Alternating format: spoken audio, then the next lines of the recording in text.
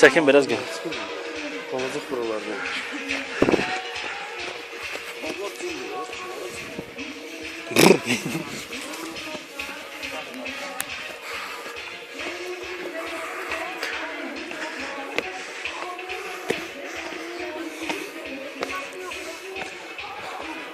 Xalil su xəttə var gedirim.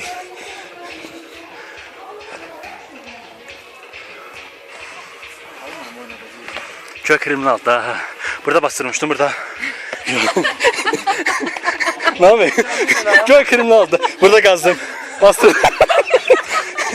Azər axtardı. Azər axtardı.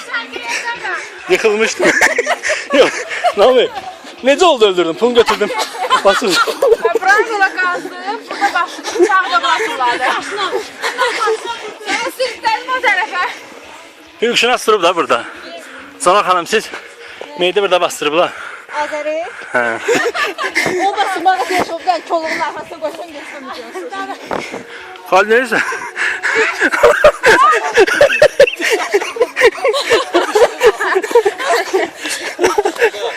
Arada bir mərmi bağlı ilərdə çəkir. Şimdi çok. Gel qabaqda gedirlər, tamam. Laf qabaqda gel.